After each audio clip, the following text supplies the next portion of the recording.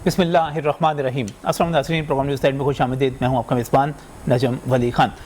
नाज़रीन, अगर इस वक्त अपने स्टूडेंट्स की बात की जाए, तालीम के शोबे की बात की जाए, तो हमें बहुत सारे बहरान नज़र आते हैं।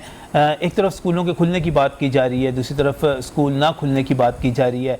अभी जो ताज़ा फैसला हुआ है उसमें ये कहा जा रहा है कि आपके मैट्रिक के और इंटरमीडिएट के स्टूडेंट्स को तमाम को पास कर दिया जाएगा। उसकी हुकूमत अपनी रीज़न्स दे रही है, उस पर भी हम बात करेंगे। लेकिन तालीम के हवाले से जब मैं बात करता हूँ तो मैं मेडिकल के स्टूडेंट्स को ये समझता हूँ कि वो हमारी सोसाइटी की क्रीम हैं, और उनसे ज़्यादा मेहनत शायद ही कोई दूसरा शोबा होगा जिसमें स्टूडेंट्स को करनी पड़ती होगी, या उतने टैलेंटेड स्टूडेंट्स में आते होंगे। लेकिन एक तवील अरसे से मेडिकल के जो दाखिला इम्तहानात हैं, कॉलेजेस के एमडी कैट की बात कर लें, और इसके बाद लाइसेंसिंग के हवाले से जो इम्तहान है एनएलई, उसकी बात कर ली जाए, तो एक बड़ा बहरान उसमें पैदा हुआ है। और ये भी कहा जा सकता है, मुझे कहने में कोई आर नहीं है, कि इस हवाले से जो इम्तहानात हैं वो पाकिस्तान की जो तालीम के हवाले से तारीख़ है उसका एक सबसे बड़ा बहरान और सबसे बड़ा फ्रॉड बनते चले जा रहे हैं। पीएमसी जो है इस वक्त मजमूई तौर पर, जब मैं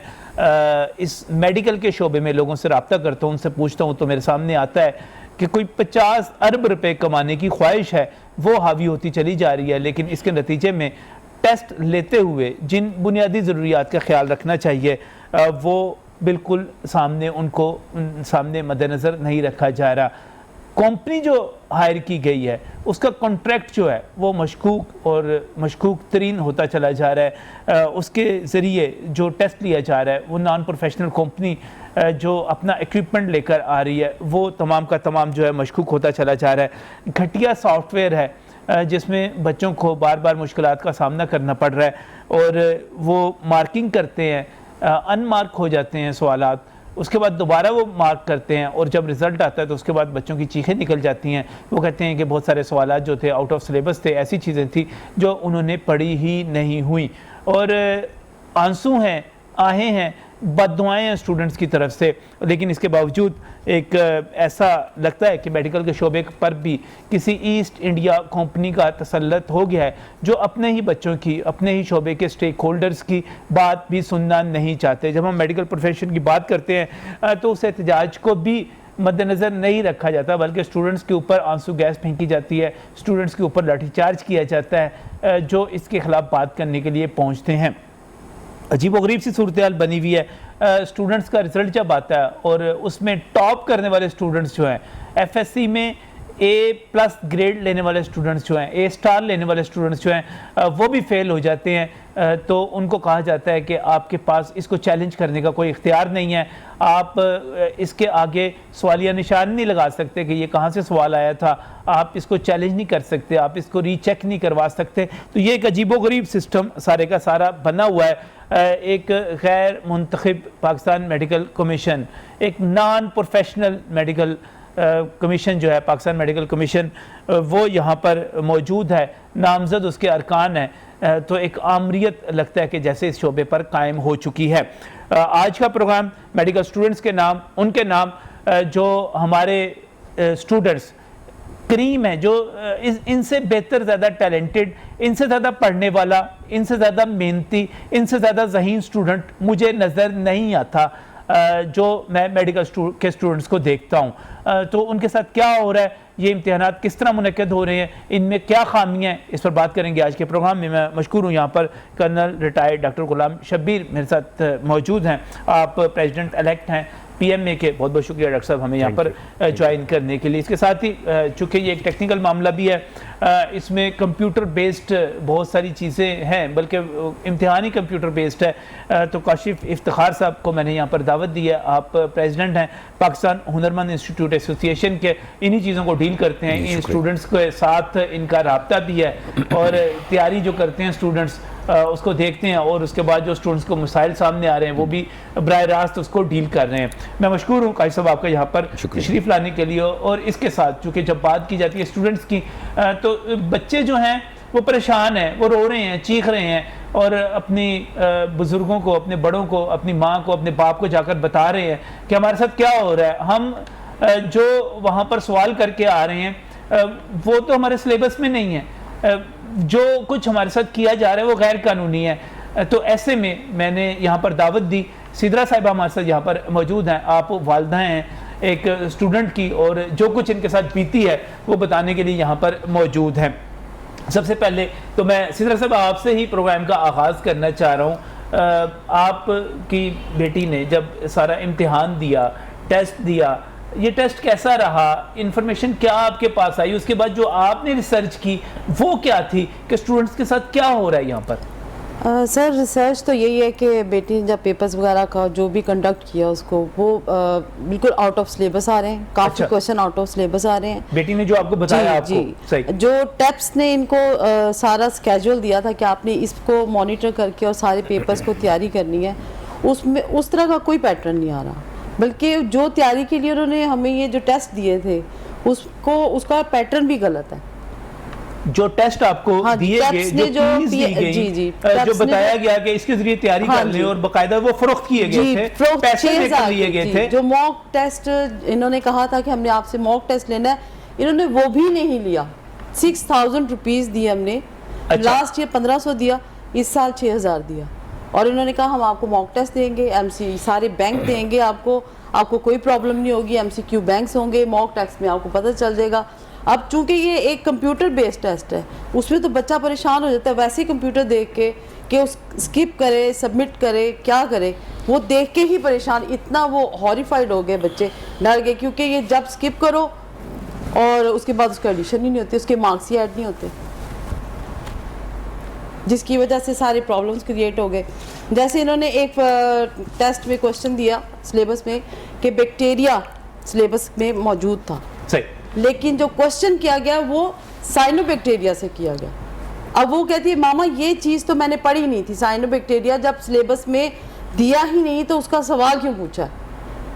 इतने ज़्यादा out of course, out of syllabus आ रहे हैं क्वेश्चन के हद कोई नहीं। जैसे इसी तरह आप ये समझ लें कि फ्लोरीन है, वो भी एटॉमिक मास, उन्होंने कहा कि जी फीड उन्होंने 2.8 आंसर किया, जबकि असल आंसर उसका 4 था। फीड उन्होंने 2.8 किया, असल आंसर उसका 4 था। तो बच्चे क्या करेंगे? अगर पूरी रिसर्च की इसके ऊपर, आपने इसका जाना है कि ये क्या क्या गलतियां यहाँ पर करते चले जा रहे हैं। बिल्कुल गलतियां करते जा रहे हैं। और फिर मेन चीज ये है कि इनको चाहिए था कि एक गो में पेपर लेते ना, कंपटीशन पैदा करना है। जब हम रेस करते हैं तो रेस में सब बच्चे खड़े होते हैं, जब विसल ब्लो होती है सब बच्चे भागते हैं, तो फिर फर्स्ट सेकंड थर्ड पता चलता है। एक जैसी ग्राउंड सबके साथ सामने मौजूद होती है, उसमें सारे बच्चे इकट्ठे दौड़ रहे होते हैं और एक जैसी ग्राउंड पे दौड़ते हैं। लेकिन यहाँ पर मसला ये बन गया कि एक बच्चे के लिए टेस्ट और दूसरे के लिए और है, तीसरे के लिए और है, जो आगे बैठा हुआ है उसके लिए टेस्ट और है, जो पीछे उसके लिए। डिफिकल्टी लेवल भी इन्होंने मेंटेन नहीं किया। डिफिकल्टी लेवल भी इनका हर बच्चे के लिए डिफरेंट है। डिफिकल्टी लेवल मेंटेन तो बहुत सारे टेस्ट होंगे, उसके बाद पता चलेगा ना कि डिफिकल्टी लेवल है क्या। ये तो आप अभी तो ये मेंटेन कर ही नहीं सकते, आप इस चीज पे जा ही नहीं सकते कि कौन सा बच्चे जो हैं किन सवालों को बहुत ज्यादा अटेम्प्ट कर रहे हैं, बड़ी आसानी से कर रहे हैं। ये डिफिकल्टी लेवल तो एक एक्सपीरियंस के बाद जाके आएगा। तो ये जो लेकिन इसका नुकसान बच्चों को ये हो गया, सिद्रा साहिबा, नुकसान ये हो गया कि डिफिकल्टी लेवल है कोई नहीं। आपने अपनी मर्जी से जो मर्जी क्वेश्चन जो है वहां पर आपने पुट कर देने हैं और उसका रिजल्ट अगर बच्चे नहीं दे पाएंगे तो वो मारे जाएंगे जी। और कार्बन कॉपी भी कोई नहीं है, हम चेक कैसे करें? आज से पहले जितने डॉक्टर्स बने हैं वो सारे कार्बन कॉपी, इसी तरह आज तक कोई डॉक्टर नहीं बना पाकिस्तान में। इतने अच्छे डॉक्टर्स हमारे पाकिस्तान में मौजूद है, आया वो इसी सिस्टम से बनने थे। कोई नया सिस्टम जो आ गया। आप ये कह रही हैं होना ये चाहिए कि आपने एक टेस्ट दिया है, उसका प्रिंट मारे निकाल के बता दें, भाई बच्चों ये पकड़ो ये टेस्ट है, हाँ जी, और इसमें जाओ चेक करो इसमें तुमने क्या सही लिखा है क्या गलत लिखा है। ये बड़ी सिंपल सी बात मैं कर रहा हूं, कोई टेंशन ही नहीं है, हम इसको ब्लेम गेम ही नहीं कर रहे। एटम बम का फार्मूला तो नहीं उसमें लिखा हुआ कि आपने खुफिया रखना है, यहाँ पर किसी को पता ना चले। क्यों नहीं डिस्क्लोज कर रहे, क्यों नहीं दे रहे कार्बन कॉपी? बच्चे टैली कर ले, बच्चे सेटिस्फाई हो जाए। और ये इससे पहले मैं डॉक्टर साहब ये साइनोबैक्टीरिया, मैं आपकी तरफ कैसे बात हूँ, ये एक बात बताइएगा, पड़ा हुआ बैक्टीरिया है, सवाल आ गया साइनोबैक्टीरिया पे, तो साइनोबैक्टीरिया भी तो सिलेबस में ही होगा ना, उससे मिलती जुलती चीज है कोई? देखें नजम साहब, अगर वो कोर्स में नहीं है तो वो आउट ऑफ द सिलेबस है।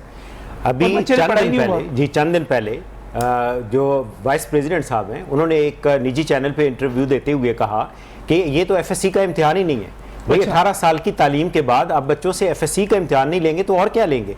और उससे पहले एक इंटरव्यू में आप कह रहे हैं कि जी 70% रिकॉल है, आप अपनी ही चीज़ों को आप कॉन्ट्राडिक्ट कर रहे हैं। यहाँ पे एक और क्वेश्चन ये आता है कि वो कहते हैं जी ये टेप्स कंपनी ले रही है, लेकिन टेप्स कंपनी के तो उस्मान राशिद साहब हमें कोई नहीं नज़र आ रहे। जहाँ पे कहीं डिफेंड करना होता है तो वो इस सारे प्रोसेस, आप बड़ी टेक्निकल बात कर रहे हैं, आप कह रहे हैं कि जो कंपनी ले रही है उसका जो इसको ऑपरेट कर रही है, मैनेज कर रही है, प्रिपेयर कर रही है, एग्जामिन कर रही है सारी की सारी, उसको आगे बताना चाहिए, उसको बताना चाहिए। देखिए वो सिंगल मैन कंपनी है। उस्मान राशिद साहब, मुझे तो लगता है कि उस्मान राशिद साहब पाकिस्तान में है ही नहीं, वो तो शायद है ही यहाँ पाकिस्तान में आए ही नहीं है। उन्होंने एक कंपनी बनाई और कंपनी को पीछे चला रहे और डिफेंड कर रहे PMC वाले लोग हैं।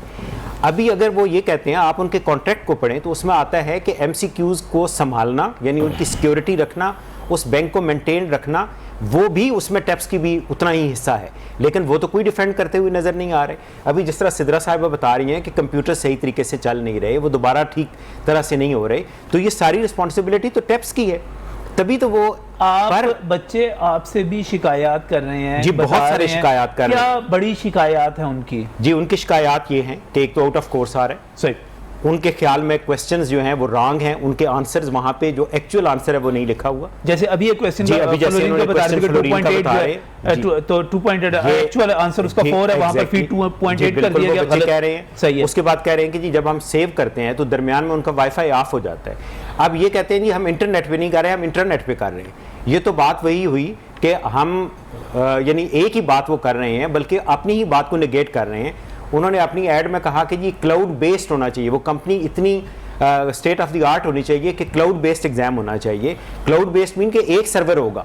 अब OLX है तो उसका एक ही सर्वर मौजूद है, और वो सर्वर जहाँ पे बाकी स्टेशन के ऊपर उसी सर्वर से एग्जाम्स होंगे। अब ये कहते हैं कि जी हर मार्केट के अंदर अपना सर्वर मौजूद है, और वो सर्वर से वाईफाई से वो कनेक्टेड है बाकी उनके जो उनके टर्मिनल्स हैं, और उन टर्मिनल्स की कोई स्पेसिफिकेशन भी नहीं है कि वो क्या वो प्रॉपरली हैं भी, या वो चल भी सकते हैं या नहीं। बच्चों का यही है कि जी हम आंसर लिखते हैं, जब दोबारा उनका डिस्कनेक्ट हो जाता है, और जब दोबारा हम देखते हैं तो वो बिल्कुल उसके डिफरेंट मार्क्स आते हैं। बात ये है कि अगर आपने, पहली बात तो ये कि एग्ज़ाम को पूरा महीना नहीं चलाने की ज़रूरत। इंडिया में संडे को एग्ज़ाम हुआ है, आपका क्या ख्याल है कि इंडिया हमसे टेक्निकली या IT में पीछे है? वो पूरी दुनिया को IT चीजें सप्लाई कर रहे हैं, एक्सपोर्ट कर रहे हैं, चाइना से ज्यादा। बेंगलोर उनका इतना मशहूर है कि उसको सेकंड सिलिकॉन वैली कहते हैं जी।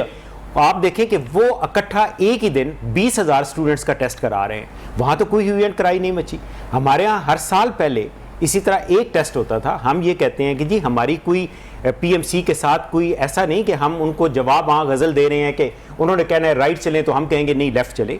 हम तो पाकिस्तान के अंदर स्टूडेंट्स के लिए, जो आने वाली जनरेशन है, मेडिकल एजुकेशन के तहफ़्फ़ुज़ के लिए और उसके अपग्रेडेशन के लिए बात कर रहे हैं, उसको अप होल्ड करने के लिए बात कर रहे हैं। आप एक एग्ज़ाम लें, आप सब बच्चों को एक ही पेपर दें, आप उनकी आंसर की दें। एक और ये जो जवाब पिछले 3-4 दिनों से सोशल मीडिया पे PMC वाले कह रहे हैं कि की देने से हमारा MCQ पेपर आउट हो जाता है। भाई आपने सिर्फ की, आपने जो आंसर शीट देनी है वो रिस्पॉन्स शीट है। एक छोटा सा कागज़ का पेपर है जिसपे ABCDE में से कोई एक आंसर शेडेड होया हुआ होगा, आपने वो देनी है। बच्चे आके वापस अपना मैच कर लें, और जो उनको लगेगा कि जी यहाँ पे क्वेश्चन हमारा ठीक है और वो गलत है, वो किताब उठा के देख सकते हैं। अगर उनको लगे कि जी उनका क्वेश्चन गलत है तो एक बच्चे का तो नहीं होगा ना, वो तो सेम क्वेश्चन सब बच्चों का होगा। यहाँ तो आप ना की दे सकते हैं, ना आप उसको मॉनिटर कर सकते हैं, ना आपका सिलेबस है, ना आपको की है उसकी, ना आप जो MCQ बैंक की बात कर रहे थे, ना आप वो भी नहीं MCQ बैंक की तरफ जा रहे हैं, आप ना आप इसमें ना आपके मॉक टेस्ट हैं, तो आपने तो बच्चों को बिल्कुल फेंक दिया। यहाँ पे एक और चीज कहूंगा, PMC वालों ने कहा कि जी हम कंप्यूटर पे इसलिए ले रहे हैं कि ताकि हम एग्जाम को एनालाइज कर लें। भाई पहले भी एग्जाम एनालाइज होता था, आपकी जो आंसर शीट है, जो रिस्पांस शीट है, उसको चेक करता था कंप्यूटर। टेक्निकल एक्सपर्ट बैठे हुए हैं, ये बताएंगे कि वो ORM पे चेक होता था। उसके बाद आप हर तरह का एनालिसिस उसके ऊपर कर सकते हैं। डिफ़िकल्टी की बात हुई कि हर बच्चे को डिफरेंट क्वेश्चंस के डिफ़िकल्टी लेवल दिया जा रहा है। ये कहते हैं जी हमने डिफ़िकल्टी पहले से मॉनिटर कर ली। डिफ़िकल्टी इंडेक्स एग्जाम होने के बाद मॉनिटर होता है। आपने ना तो उसको मॉक रन किया, ना आपने बच्चों को पहले से वो टेस्ट दिखाए, ना आपने कोई पायलट रन किया। फिर आपने जो अपना कंप्यूटर सिस्टम, आपने ये सारा आईटी का सिस्टम किया, आपने उसको किसी से वेरीफाई नहीं कराया, उसको प्री रन नहीं कराया हुआ। आप आए, आपने पहले मार्की में शादी ढोल बज रहे थे और शादियाने बज रहे थे, आपने वहाँ से जो ही उनके टेबल शेबल साफ हुए वहाँ पे आके आपने कंप्यूटर लगा दिए और फिर आपने टेस्ट ले लिया। ये कोई मजाक तो नहीं है। आप कौम के साथ क्या कर रहे हैं? इमरान खान साहब के विजन को आप क्या कर रहे हैं? कोई पायलट प्रोजेक्ट नहीं था, कहीं उसका मॉक नहीं किए गए, और आप देखिए टेक्स कंपनी हमें नजर ही नहीं आ रही है। मैं इसमें मजीद करता हूं, मैं जरा काजी साहब, ये कंप्यूटर बेस्ड टेस्ट लगता है ये कि बड़ा फुल प्रूफ टेस्ट होंगे, बड़ा ज़बरदस्त होगा। बच्चों की शिकायतें बढ़ती चली जा रही हैं, चूंकि आप भी तैयारी करवाते हैं, बच्चे आपके पास से भी जाते हैं, क्या शिकायत हैं, क्या इश्यूज हैं इसमें? देखिए जी, इसमें थोड़ा सा मैं पहले ये वाज़िया करूँगा, जैसे डॉक्टर साहब ने बात की, बड़ी अच्छी की कि एक होमवर्क होना चाहिए पहले। ये नहीं कि आप रात को सोचें और दिन में बस आप कहें जी इम्प्लीमेंटेड। सही, वो डिक्टेटरशिप उसको बोलते हैं या डिक्टेशन बोलते हैं, तो वो एक चीज़ ठीक नहीं है। होमवर्क मीन्स कि आप पहले उसका एक टेस्ट ले लें, आप उसको पहले रन तो करें। ये तो हमारे साथ एक रवायत चलती है। इसकी मैं मिसाल आपको यूँ दूंगा कि जब अमूमन आप देखते होंगे मैट्रिक का रिजल्ट आता है या कोई भी रिजल्ट आता है, उस दिन जो है वो सर्वर बैठ जाता है, बच्चों को परेशानियाँ होती हैं, रोल नंबर आप फीड करते हैं चेक करने के लिए अपना रिजल्ट, तो एरर्स आते हैं। हम लोग पोर्टल्स में अपने बच्चों के एडमिशन्स भेजते हैं और हमेशा यही होता है। और शुरू में तो बहुत ही इंतहा होती थी, यहाँ तक कि एकदम से जब कह दिया गया कि जी अब कोई पेपर वर्क नहीं होगा और एडमिशन जो हैं वो आप थ्रू पोर्टल भेजेंगे, तो उसमें प्रॉब्लम्स आई। लेकिन वो फिर वक्तन फवक्तन कुछ बेहतर हुई, लेकिन अभी भी उनके अंदर फ्लॉजेज हैं। पोर्टल बैठता है, ये जब लोड आता है तो बैठता है। अब इसके अंदर बहुत सारी चीज़ें आती हैं। अब जिस तरह इन्होंने कहा जी क्लाउड पे होगा, सर्वर पड़ा हुआ है, ठीक है जी, किसी को कोई पेपर जा रहा है, कोई आ रहा है, और उसके अंदर आपकी जो है वो आप उसको कैसे मैयर करेंगे कि जी इसका पेपर इजी था और इसका मुश्किल था। मैं आपको एक ऑफर देता हूं, जब आइंदा एग्जामिनेशंस हों, अव्वल तो ये तरीका ही ठीक नहीं है, क्योंकि जिस तरह इन्होंने कहा कि जी आप एक रेस जब होती है तो वो एक साथ होनी चाहिए। अब इसमें कहेंगे जी चूंकि कोरोना है तो ये मामला आता है, उसको भी टैकल किया जा सकता था। तो कोरोना सिर्फ एजुकेशन में आता है, बेसिकली जलसों में नहीं आता हमारे, बाकी मामलात में कभी कोरोना में नजर नहीं आया। अभी कंटोनमेंट के इलेक्शन करवाए हमने बड़े जबरदस्त धूम धड़के के साथ। अभी वहां धूम धड़का मैं देखता आ रहा हूँ, तो जो हालात थे तो उनको कोई रोकने वाला नहीं है। बस जो है जिसकी लाठी उसकी भैंस, जिसने मास्क नहीं लगाया उसको पकड़ के गाड़ी में डाला, रात को न्यूज चली जी 4 बंदों पे पर्चे हो गए। लेकिन अभी जो मुझे बाकी बाजार नजर आ रहा है वो गलत है। अच्छा, अब एक बात आ गई कि जी पोर्टल बैठता, इसी तरह ये मुझसे मिलता जुलता निजाम है कि आपका बच्चा एग्जाम दे रहा, वो आगे जा रहा, अब वो बैक होना चाह रहा। आप एक काम करें सर, आप अगला प्रोग्राम करें एग्जामिनेशन सेंटर के बाहर, और जो बच्चे निकल रहे हैं उनका लाइव इंटरव्यू करें, वो आपको खुद ही सारा दूध का दूध पानी का पानी कर देंगे। हमारे पास तो ज़ाहिर है बच्चे आते हैं, वो हमें बताते हैं, एजुकेट करते हैं, जो उनकी आवाज़ हम आपके सामने ला रहे हैं। अगला आपने अटैम्प्ट करनी है, आप उनके पास चले जाएं, आप उनसे कहें जी आज पेपर हुआ, बताएं आप पे क्या बीती। वो आपको फिर रो के बताएंगे कि हमारे साथ ये हुआ। अब कुछ बच्चे ऐसे हैं सर जिनको अवेयरनेस ही नहीं है। अवेयरनेस भी तो कोई चीज़ होती है ना। हमारी आवाम, हमारे स्टूडेंट्स को अवेयरनेस चाहिए, उनको प्रैक्टिस चाहिए। किस एकेडमी ने इसके तहत प्रैक्टिस करवाई? उनको टाइम ही नहीं मिला। ओवरनाइट सोचा सुबह ये काम करना कर। वही बात जो सिद्रा साहब कह रही थी, ना कोई एमसीक्यूज का बैंक है, उसमें आप नहीं जा सकते, कोई ना कोई मॉक टेस्ट है ना सर ना, और बहुत सारे बच्चे ऐसे भी होंगे जिनको कंप्यूटर के ऊपर टेस्ट देने का एक्सपीरियंस ही नहीं होगा, तजर्बा ही नहीं होगा।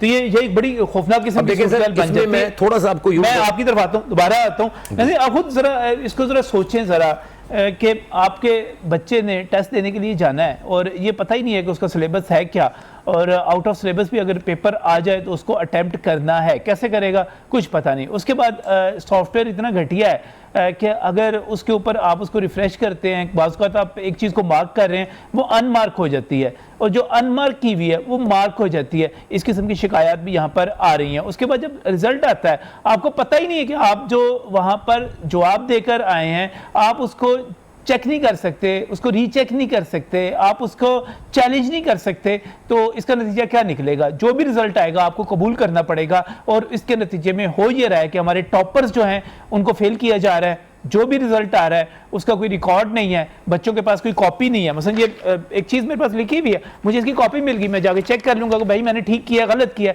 कोई कॉपी नहीं है। तो हम करके रहें अपने बच्चों के साथ। मज़ीद बात करूँगा इस ब्रेक के बाद।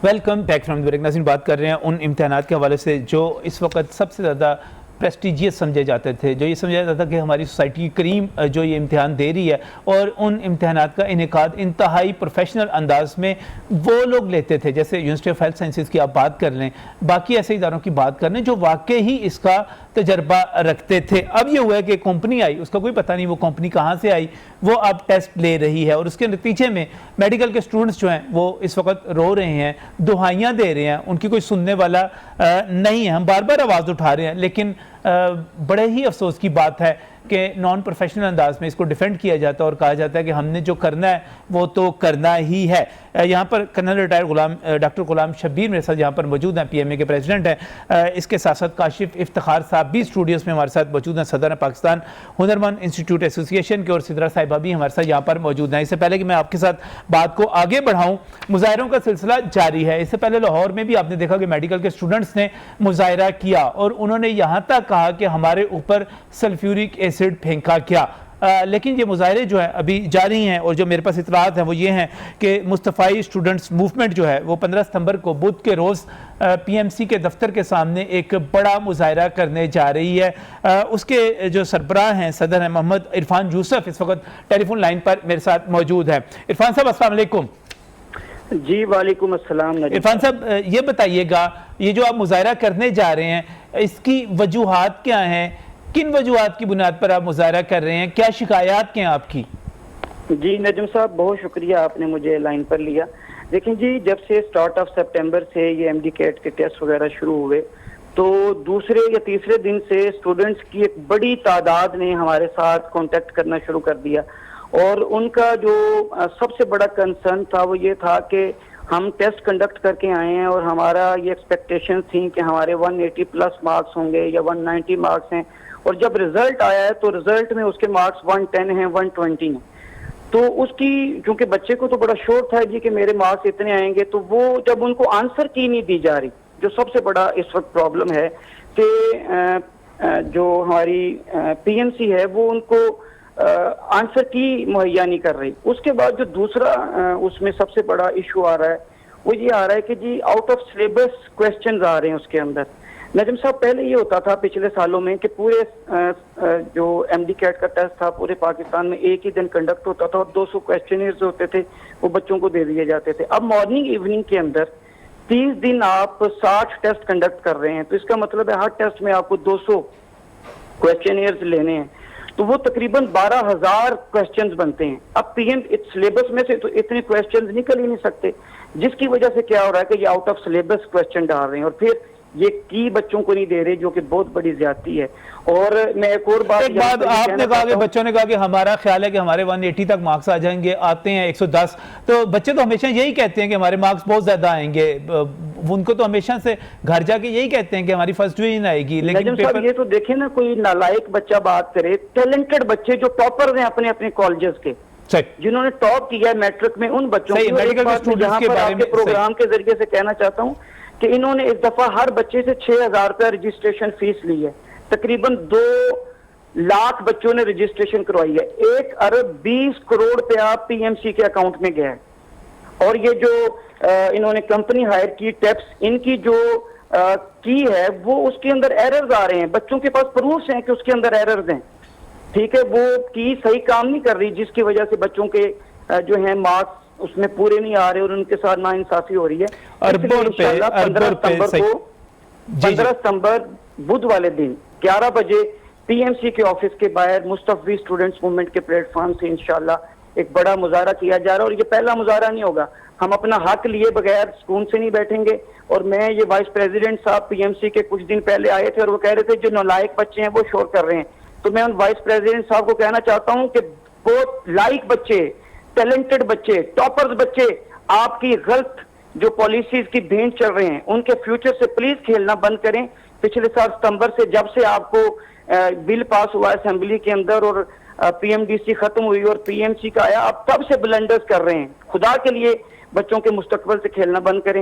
ये पहला प्रोटेस्ट होगा, उसके बाद भी प्रोटेस्ट होगा। इंशाल्लाह हम अपना हक लिए बगैर सुकून से नहीं बैठेंगे। बहुत बहुत शुक्रिया, बहुत बहुत शुक्रिया इरफान साहब, बहुत बहुत शुक्रिया इरफान यूसुफ साहब हमारे साथ टेलीफोन लाइन पर। शिकवे बढ़ते चले जा रहे हैं और PMC के जो इकदामात हैं उनके आगे सवालिया निशान लगता चला जा रहा है। आप पीएमसी को ओवरऑल आप समझते हैं कि जो तमाम इकदाम हैं वो लीगल हैं?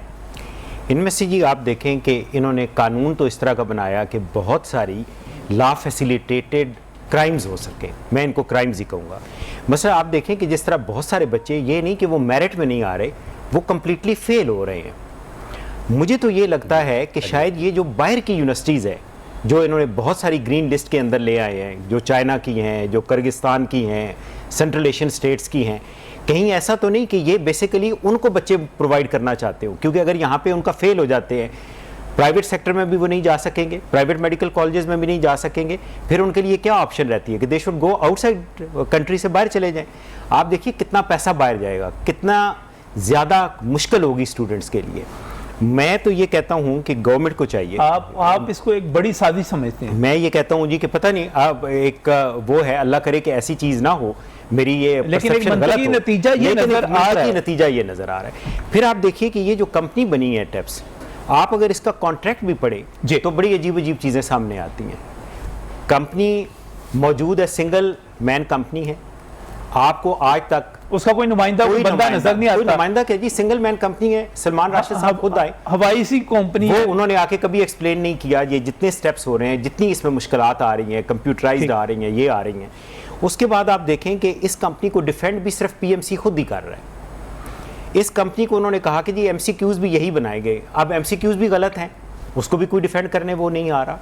तो ये सारी की सारी के पास वो कौन सी अहलियत है जो वो डॉक्टरों का इम्तिहान ले सके? जैसे अब यूनिवर्सिटी ऑफ हेल्थ साइंसेज के पास जाते हैं, मुझे पता है यार ऊपर जावेद अकरम साहब बैठे हुए हैं, नीचे भी सारे प्रोफेसर्स हैं, डॉक्टर्स हैं, उनकी उम्रें गुजर गई पढ़ाते हुए, वो ले सकते हैं। इस कंपनी के अंदर अगर एमसीक्यूज इन्होंने बनाने हैं तो सवाल ये है कि इस कंपनी के अंदर कौन से ऐसे माहिरीन हैं जो ये एमसीक्यूज बना सकते हैं, जो ये टेस्ट ले सकते हैं? ये बड़ी कोई सिंपल सी बात, मुझे लगता है कि ये सिर्फ चूंकि खुद से इन्होंने इस कंपनी को कॉन्ट्रैक्ट दे दिया, अब चूंकि ये मामला कोर्ट में है, मैं पीछे डॉक्यूमेंट्स देख रहा था कि वो अटेस्टेशन उसकी पहले हो गई है, कॉन्ट्रैक्ट बाद में साइन हो रहा है, इस किस्म की चीजें भी आप देखिए। वो उन एडवोकेट साहब, हाई कोर्ट के एडवोकेट साहब से पूछना चाहिए कि जिन्होंने अटेस्टेशन पहले कर दी, यानी 31 मई को अटेस्टेशन हो रही है, कॉन्ट्रैक्ट लिखा जा रहा है, साइन हो रहा है 2 जून को।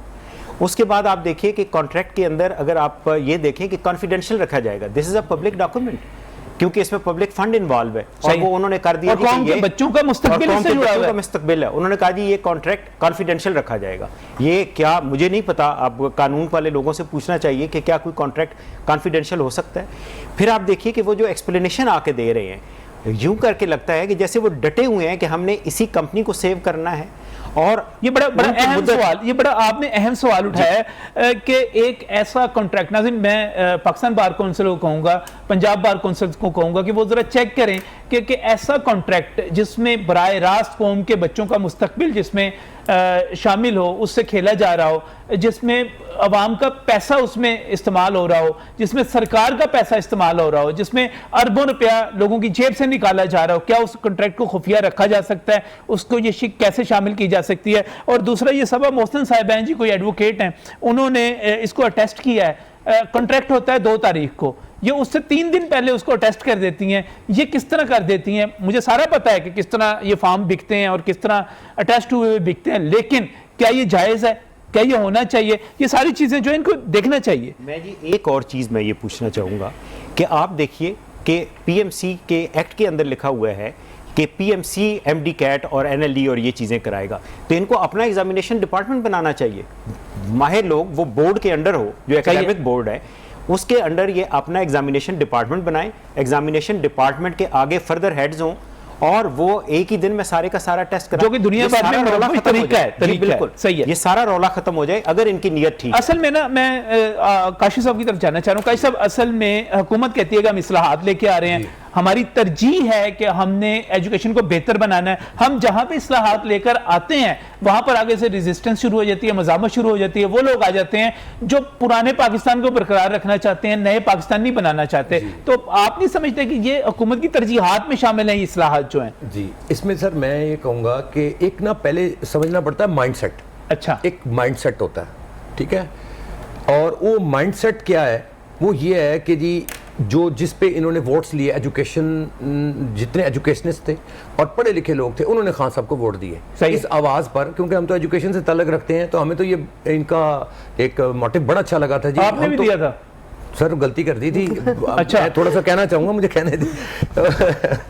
बहरहाल गवर्नर हाउस को हम बनाएंगे यूनिवर्सिटी। हाँ जी, किधर गवर्नर हाउस यूनिवर्सिटी बन गई, किधर गई एजुकेशन की तरजीहात? असल मसला यह है कि एजुकेशन प्रायोरिटी थी ही नहीं, एजुकेशन प्रायोरिटी नहीं थी। अगर होती तो क्या हमें तो ऐसा लगता है जैसे कि एक वार्डन खड़ा हो और वो कह दे कि हरी बत्ती आ गई, चले जी निकलना है, ट्रैफिक गई, अब बत्ती रेड बत्ती रुकना है। एजुकेशन के साथ तो ये हो रहा है भाई। आप एजुकेशन को जब से कोरोना आया है पूरी दुनिया ने उसको टैकल किया है, उस्तादों का एहतराम किया है। या उस्तादों का एहतराम यह है कि जब ऑर्डर आ गया बंद कर दें जी, बंद कर दें, उसको पकड़ें, अब थाने में ले जाएं, उसमें पर्चे करें। मतलब जितने मिनिस्टर्स हैं, हम लोग आप बैठे हैं, किसकी वजह से बैठे हैं? हमारे भी टीचर से सर। वो देखें आप, एक वायरल हो रही है वीडियो, वो जो पायलट था, उसने अपने टीचर का पता लगा जी मेरा टीचर बैठा, उसने फूल भेजे उसको, उसके लिए अनाउंसमेंट की। यानी ये इज्जत होती है एक टीचर की। मैं आपको दुनिया के कितने ममालिक, आप बेहतर मुझसे जानते हैं, जहां पर टीचर्स की इतनी रिस्पेक्ट देती है, यहाँ कोई रिस्पेक्ट नहीं, प्रायोरिटी है ही नहीं। जब होगी नहीं उसको हम सीरियस कैसे लेंगे? फिर वहां पर ये ब्लंडर्स होंगे, ये ब्लंडर्स होंगे, बच्चों के साथ ज्यादतियां होंगी, ये होती रहेगी। आप ये समझते नहीं कि ये रिफॉर्म्स है? सर देखें, बात ये है, बात फिर वही आ गई ना कि हम लोग, इन्होंने एजुकेशन से वोट लिया, सही है, ठीक है। इस वक्त एजुकेशन यूनाइटेड है। एक मैसेज आता है सर, ट्विटर पे एक मैसेज आता है, स्टे होम स्टे सेफ। इनको ये पता होना चाहिए कि 2 साल बाद अगर तो हुकूमत पूरी कर गई अपनी गवर्नमेंट, ठीक है, तो 2 साल बाद अवाम ने एजुकेशन ने इनको कहना है now you stay home and be safe. ये होना है, फिर यही होना है। यानी हम और मादरत के साथ मैं जो आर्टिकल प्रोग्राम नहीं बनाना चाह रहा, लेकिन ये मैसेज 2 साल बाद की बात नहीं करें। हम जब लाहौर के और पिंडी के और मुल्तान के और इस तरह के कंटोनमेंट के इलेक्शंस देखते हैं और डिफेंस के इलाकों में देखते हैं, तो वहां पे लोगों ने कह दिया है कि स्टे होम बी सेफ, अपने घर पे रहो, सुकून से रहो। लाहौर में वाल्टन का कंटोनमेंट वो क्लीन स्वीप हो गया है, यानी कि 9 हलकों में इलेक्शन हुए, 9 के 9 साफ। और 10वें के बारे में मैं आपको श्योर शॉट बताता हूँ, पक्का बताता हूँ कि वो भी मुस्लिम लीग नून ने जीत जाना है। वहाँ पे जो सूरत हाल मैंने खुद प्रोग्राम करके देखी है, लाहौर कैंट के जो इलेक्शन थे वहाँ पर सूरत हाल ये रही कि 6 सीटें जो थी वो अपोजिशन ले गई। तो फिर जवाब यही आएगा, स्टे होम स्टे सेफ। तो मजीद बात करेंगे इस ब्रेक के बाद।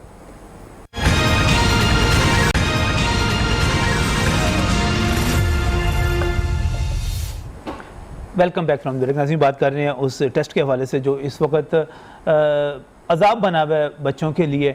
और जब वो टेस्ट देने के लिए जाते हैं और कंप्यूटर के ऊपर टेस्ट देने के लिए जाते हैं, तो बहुत सारे बच्चे इसी परेशानी में रह जाते हैं कि हमने सवाल का जवाब देना है या कंप्यूटर के ऊपर जो है किस तरह जवाब देना है, इसको हमने मसले को हल करना है। लेकिन जब मैं यहाँ पर बात कर रहा था तो यहाँ पर सिद्रा साहिबा मौजूद हैं। सिद्रा, ये उन बच्चों के लिए मुश्किल होगी। आपकी बेटी ने तो माशाल्लाह ओ लेवल्स किया, ओ लेवल्स करने के बाद उन्होंने फिर एफएससी भी की और एफएससी करने के बाद इस किस्म के, तो आपके बच्चों को तो ये मुश्किल नहीं होनी चाहिए। बिल्कुल उनको मुश्किल नहीं है, लेकिन जो बाकी लोग हैं, जो बाकी बच्चे हैं, उनको तो मुश्किलात आ रही हैं। मेरी बेटी को जो मसला है वो सिलेबस के कंटेंट का मसला है, क्योंकि क्वेश्चंस आउट ऑफ सिलेबस आ रहे हैं। आपकी बच्ची को मसला ये आया कि सिलेबस जो है आउट ऑफ उसमें से सवाल नहीं थे, लेकिन बाकियों का मसला ये भी आ रहा है कि उन्होंने कंप्यूटर को हैंडल कैसे करना है। कंप्यूटर हैंडलिंग नहीं है ना। आप देखिए एक बच्चा जो किताब को पढ़ता है, उसके सामने आप टैग रख देंगे, कोई प्रैक्टिस होनी चाहिए थी इससे पहले। मॉक टेस्ट क्यों कहा था इन्होंने? 6000 किस बात के लिए हमसे? हमारे वो पैसे फिर वापस कर दें। बच्चों के मॉक टेस्ट लिए नहीं। अच्छा मॉक टेस्ट, ये कोविड है, कोविड है, तो अब जो पेपर ले रहे हैं तो कोविड नहीं है। हाँ, तो मॉक भी तो कोविड है, एक दिन मॉक टेस्ट रख लेते ताकि बच्चे उस माहौल के साथ फेमिलियर हो जाते ना। ये बड़ी आपने अहम बात की। वैसे भी कह रहे हैं कि एक्ट में भी ये दर्ज है कि कोई 120 दिन उनको देने चाहिए। बिल्कुल, पीएमसी का एक्ट के मुताबिक इनको एफएससी के एग्जाम्स के बाद 120 डेज बच्चों को प्रिपरेशन के लिए देने चाहिए। एफएससी के एग्जाम के बाद हाँ जी 120 दिन देने चाहिए। ये कानून के मुताबिक, पीएमसी के कानून के मुताबिक नहीं दिए गए। नहीं दिए गए। इनके मुताबिक 4 अक्टूबर को पेपर होना चाहिए था, इन्होंने नहीं दिए।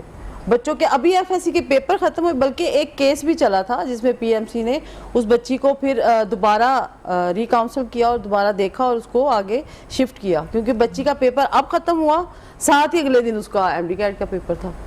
उसके बाप ने फिर केस कर दिया था इनके ऊपर और फिर ये केस वो जीत गए थे और अब उसका। अच्छा, मुझे कैसे ये बताइएगा, गवर्नमेंट से जब भी बात करते हैं, किसी भी बंदे से बात करते हैं, कहते हैं आप किस दौर में रहते हैं, आप तो हर बच्चे के पास जो है स्मार्टफोन है, वो उसको इस्तेमाल करता है। आप चूंकि हुनरमंद इंस्टीट्यूट एसोसिएशन को भी देखते हैं, उसके आप सरबराह भी हैं, देखते हैं, तो आपको नहीं लगता कि हर बच्चा तो इस वक्त स्मार्टफोन लेके बैठा हुआ कर रहा है घरों में? जी सर, आपने बहुत अच्छा सवाल किया है। इसका मैं जवाब यूं दूंगा कि टेक्निकल एजुकेशन का तो हाल ही कोई नहीं। अच्छा, टेक्निकल एजुकेशन के लिए कुछ प्रिविलेजेस होनी चाहिए थी। वहाँ कैंपिंग करते, बैठ के पहले होमवर्क करते, क्योंकि इनका नारा है गरीब, तो गरीब तो टेक्निकल तो गरीब ही करेगा ना, जो कि आगे को हुनर सीखा, किसी ने मोबाइल सीख लिया, किसी ने लैपटॉप की रिपेयरिंग सीख ली, किसी ने कंप्यूटर सीख लिया, उन्हें जाके काम कर लिया। सही है। तो वो एक मीडियोकर है या गरीब बच्चा है। मीडियोकर के पास जो मामला हम प्रैक्टिकली फेस कर रहे हैं वो मैं आपको बताता हूँ।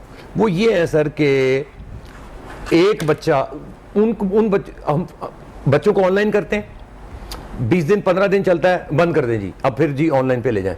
एक तो पेरेंट्स हमें बुरा भला कहते हैं, फिर उनके पास जो है फैसिलिटीज अवेलेबल नहीं है।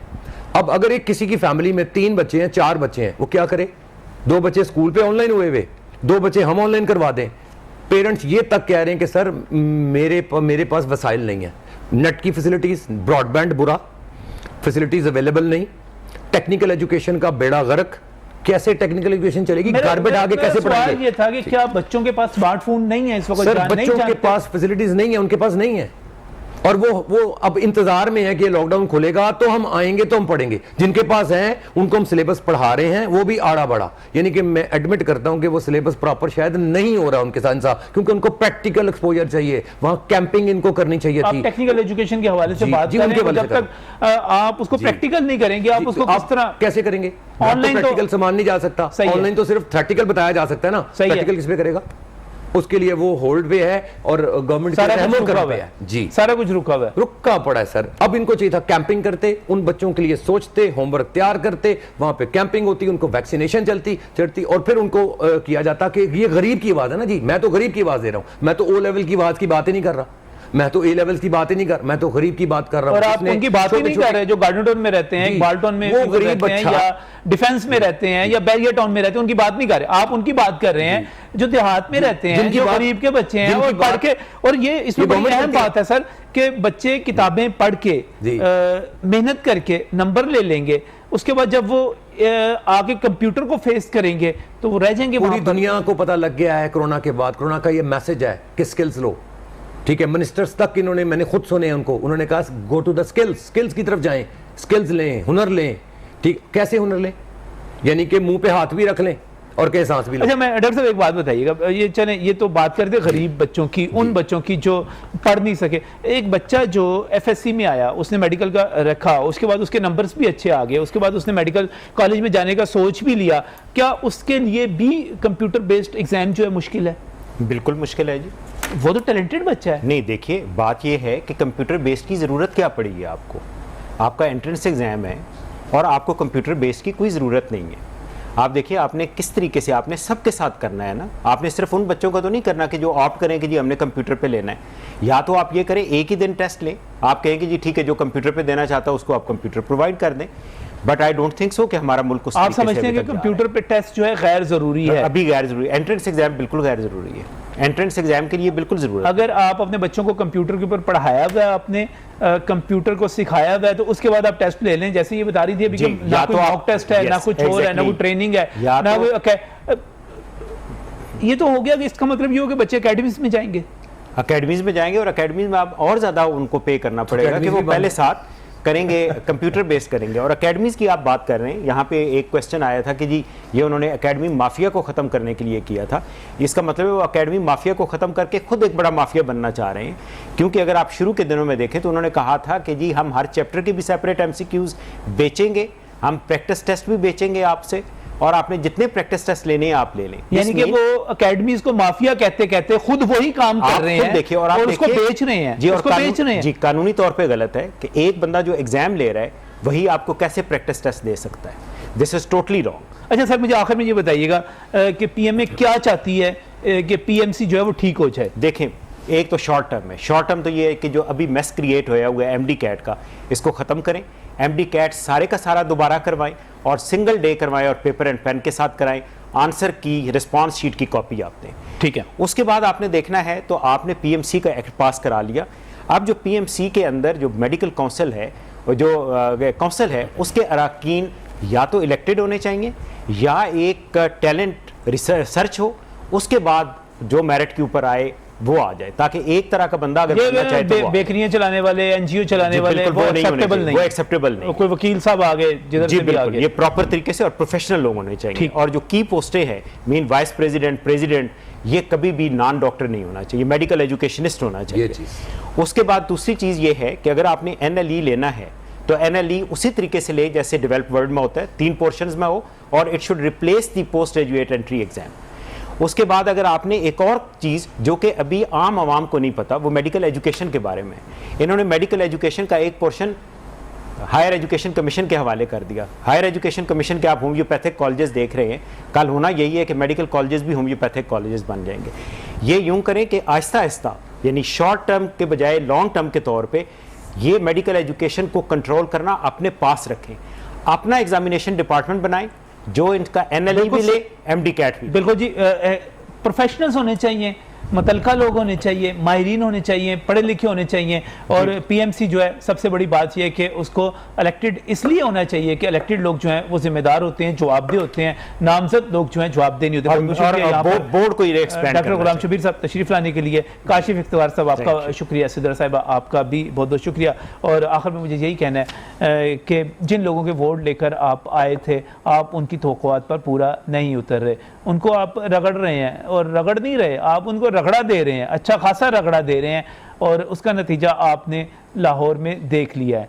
अगर आपने यही पॉलिसीज़ जारी रखी, इमरान खान साहब लाहौर आ रहे हैं, इस चीज़ पे गौर करने के लिए आ रहे हैं कि ये उनके साथ हुआ क्या इलेक्शन में, जिसके बारे में वो सोच रहे थे कि 20 में से 18 सीटें 16 सीटें उनकी होंगी, वहाँ पर उनको सिर्फ 3 सीटें मिली हैं।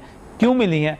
ये आपकी इन पॉलिसीज़ की वजह से मिली हैं। और अगर आपने ये जारी रखी तो फिर आप वाकई घर पर रहेंगे, महफूज रहेंगे। अल्लाह हाफ़िज़।